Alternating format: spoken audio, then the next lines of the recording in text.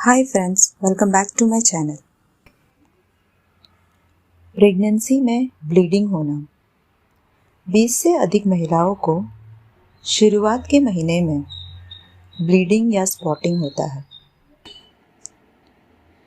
कोई महिलाओं को इम्प्लांटेशन ब्लीडिंग होता है, किसी को इन्फेक्शन प्रेगनेंसी में हो तभी होता है। अगर आपका प्रेगनेंसी ट्यूब में है तभी भी आपको ब्लीडिंग हो सकता है। मोलार प्रेगनेंसी है, अगर आपको मिसकैरेज हो रहा है, सबकोरियोनिक हेमरेज है, अगर आपका प्लासेंटा लो लाइंग है तो आपको इन सब अलग अलग कारण की वजह से ब्लीडिंग हो सकता है। मैं सबकोरियोनिक हेमरेज के बारे में आपको कुछ बताना चाहती हूँ। सबकोरियोनिक हेमरेज कैसे होता है? जब बच्चा बच्चेदानी के दीवार से शिफ्ट होता है तब इस टाइप का ब्लीडिंग होता है। किसी किसी को ये इंटरनल ब्लीडिंग होता है और किसी किसी को एक्सटर्नल ब्लीडिंग होता है। इंटरनल ब्लीडिंग में ब्लीडिंग तो हो रहा है पर आपको पता नहीं चलेगा। एक्सटर्नल ब्लीडिंग में आपको ब्लीडिंग होता हुआ दिखेगा। मेरा सबकोरियोनिक हेमरेज के बारे में एक्सपीरियंस शेयर करना चाहती हूँ। उसमें मैंने क्या क्या किया वो भी मैं आपके साथ शेयर करना चाहती हूँ। फर्स्ट प्रेगनेंसी में मुझे सबकोरियोनिक हेमरेज डिटेक्ट हुआ 6ठे हफ्ते में। मुझे कोई भी एक्सटर्नल ब्लीडिंग नहीं हुआ, सब ब्लीडिंग इंटरनली था और उसका हेमरेज का साइज़ था 13x6 mm और वो हेमरेज मेरा डिज़ोल्व हुआ है 12 हफ्ते में। मतलब 12th वीक में जो एंटी स्कैन किया तभी वो हेमरेज सॉल्व हो गया। क्योंकि फर्स्ट टाइम प्रेगनेंसी हुआ था तो मैं बहुत डर गई थी, ये क्या हो रहा। डॉक्टर भी परेशान हो गई थी। तो उनने बोला कि आप हर 2 वीक में सोनोग्राफी करके देखो आपका हेमरेज का साइज़ कम हो रहा है या नहीं हो रहा है। फिर मैंने 2 वीक्स में किया, तभी वो कम हो रहा था थोड़ा थोड़ा करके और लास्ट में 12th वीक में वो पूरा डिसॉल्व हो गया।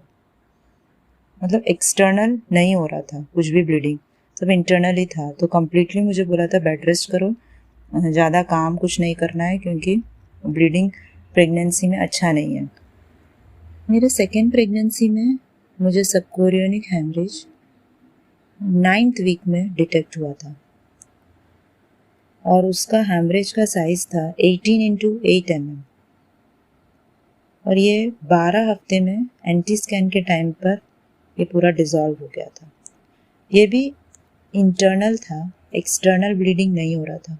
तो सोनोग्राफी ग्रोथ स्कैन जब 9th वीक में किया था तभी इसका पता चला। मैंने कंप्लीट बेड रेस्ट किया था ताकि ब्लीडिंग ज़्यादा ना हो और वो अच्छे से डिसॉल्व हो गया था। डॉक्टर ने मुझे कुछ सपोर्टिंग टैबलेट्स दिए थे और प्रोजेस्टेरोन के टैबलेट्स भी दिए थे ताकि प्रेगनेंसी को इस टैबलेट्स हेल्प करें सपोर्ट करने के लिए। मेरा थर्ड प्रेगनेंसी चल रहा है और इसमें भी मुझे सबकोरियोनिक हेमरेज डिटेक्ट हुआ, पर इस बार कुछ अलग ही रीति से हुआ। इंटरनल नहीं था, एक्सटर्नल ब्लीडिंग हो रहा था और ये ब्लीडिंग मुझे 12th वीक में हो रहा था। 12th वीक में शाम को 8:30 बजे को मैं बेड पे लेटकर उठी तो कुछ अजीब भी लग रहा था। देखा तो पूरा ब्लीडिंग हो रहा है और एकदम पतला ब्लीडिंग जैसा दिख रहा था। पूरा टाइल सब ब्लड हो गया था और ऐसा लग रहा था कि यूरिन पास हो रहा है करके। हम लोग डॉक्टर के पास गए। डॉक्टर ने बोला आप एक दिन यहाँ पे रुक जाओ और देखो कि क्या हो रहा है। उन लोग ने मेडिसिन सब इंजेक्शन स्टार्ट किए। मुझे मेडिसिन ज़्यादा नहीं दिए थे, प्रोजेस्टेरोन्स के टैबलेट दिए थे और ब्लीडिंग स्टॉप होने के इंजेक्शन सब स्टार्ट किया था उनने एक दिन के लिए। और एक दिन के बाद उन्होंने बोला कि आप कुछ भी आपको काम होगा आप उठोगे नहीं, कंप्लीट बेड रेस्ट करना है आपको। और वो ब्लीडिंग स्टॉप हो गया। फिर नेक्स्ट डे सोनोग्राफी किया, क्योंकि रात को था तो सोनोग्राफी रात को नहीं किया था। नेक्स्ट डे उन्होंने सोनोग्राफी करके देखा और बोला कि कोई प्रॉब्लम नहीं है, बेबी ऑल राइट है और मूवमेंट भी कर रहा है, और ब्लीडिंग क्यों हो रहा है उनको उसका रीज़न कुछ पता नहीं चला। उसके बाद मेडिसिन एक 10 दिन के लिए कंटिन्यू, 2 हफ्ते के लिए कंटिन्यू करने के लिए बोला। और जैसे 10 दिन हो गया, 14 हफ्ता के बाद मुझे एक दिन सडनली ब्लीडिंग स्टार्ट हुआ, वो भी एकदम डार्क कलर में ब्लीडिंग हो रहा था। तो मैंने वापस मेडिसिन स्टार्ट किया, क्योंकि मेडिसिन तो ख़त्म हो गया था। मैंने सोचा मेडिसिन स्टॉप किया शायद उसके वजह से होगा, तो मैंने वापस वो मेडिसिन मेडिकल स्टोर से लेके उसका इंटेक करने लगी। पर 2 दिन में भी ब्लीडिंग रुक नहीं रहा था, तो मैंने डॉक्टर को दिखाया। डॉक्टर ने बोला कि हाँ आपको बहुत ब्लीडिंग हो रहा है, क्लॉट्स भी है, मेडिसिन दी है, इंजेक्शन भी दिया रुकने के लिए, और बोला अगर आपका ये कंटिन्यू रह रहा है तो आप 2 दिन के बाद सोनोग्राफी करना। फिर वैसे मैंने 14 हफ्ता 5th डे में सोनोग्राफी करके देखा तो पता चला कि मुझे सबकोरियोनिक हैमरेज है। तो उसका साइज़ था 5.2 इंटू 2.1 इंटू 2.1 सेंटीमीटर, तो बहुत बड़ा साइज़ का हैमरेज था। तो डॉक्टर ने बोला कि आपका हैमरेज बहुत बड़ा है, आप रेस्ट लो और 2-3 हफ्ते मेडिसिन से वो कंटिन्यू करो करके। तो प्रोजेस्टेरोन का टैबलेट का डोज भी बढ़ा दिया था और बोला कि बेड रेस्ट लो। और इस तरह से मेरे को 2-3 हफ्ता और भी ब्लीडिंग हुआ, क्योंकि वो जो हैमरेज का साइज़ था वो काफ़ी बड़ा था, बेबी के साइज़ से बड़ा नहीं होना चाहिए, और एक्सटर्नल ब्लीडिंग था तो मिसकैरेज भी होने का चांसेस ज़्यादा था।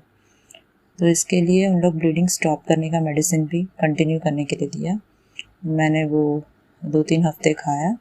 फिर 19th वीक में सोनोग्राफी किया तो ब्लीडिंग कुछ भी नहीं था अंदर, क्लॉट सब चला गया था, हैमरेज कुछ भी नहीं दिखा रहा था। उसके बाद एक और हफ्ते के बाद 20 वीक जब स्टार्ट हुआ तो मुझे 2 दिन वापस ब्लीडिंग हुआ। तो मैं वापस मेडिसिन मैंने 1 हफ्ते के लिए कंटिन्यू रखा था। उसके बाद अभी कोई प्रॉब्लम नहीं है, ब्लीडिंग सब स्टॉप हो गया है। तो अगर आप लोग को भी इसमें से कोई को भी इस तरह का सबकोरियोनिक हैमरेज है और ब्लीडिंग हो रहा है तो आप डॉक्टर को दिखाएं। और बेड रेस्ट भी करना इसमें इम्पॉर्टेंट है, क्योंकि आपका ब्लीडिंग के साइज़, हैमरेज ब्लीडिंग जो क्लॉट हुआ है उसके हैमरेज के साइज़ से डिपेंड करता है। डॉक्टर जो है वो अपना प्रेगनेंसी सपोर्ट करने के लिए प्रोजेस्टेरोन टैबलेट्स और सपोर्टिंग टैबलेट्स देते हैं। इसका कोई रीज़न अभी तक कुछ फाइंड आउट नहीं हुआ क्यों, क्या कारण से हो रहा है। बस एक ही है कि बच्चेदानी का अपने दीवार से थोड़ा सा शिफ्ट होता है तभी ये होता है।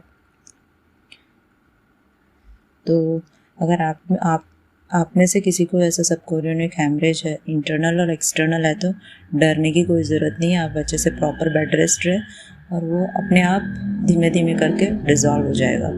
और थोड़ा अपना बॉडी डिज़ोल्व करता है, थोड़ा एक्सटर्नल होता है तो थोड़ा बाहर भी जाता है और बॉडी खुद भी डिज़ोल्व करके उसे ठीक करता है। और कोई को मिसकैरेज भी हो सकता है, डिपेंड अपना प्रेगनेंसी और अपना बॉडी कितना सपोर्ट कर रहा है।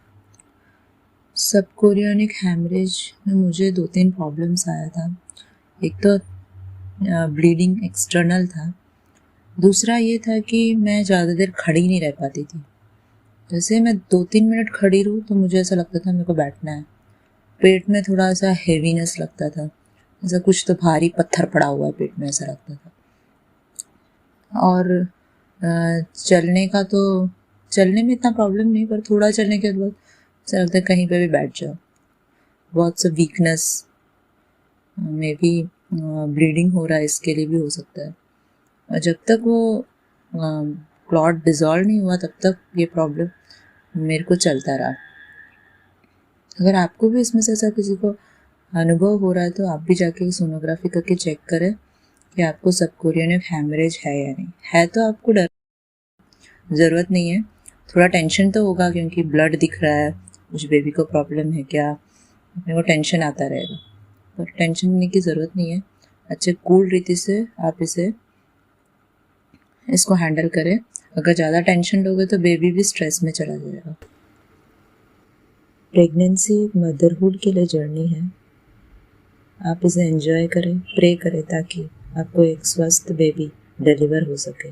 अगर आपको मेरा वीडियो अच्छा लगा तो लाइक एंड सब्सक्राइब करें, नोटिफिकेशन के लिए बेल आइकन प्रेस करें। Thank you.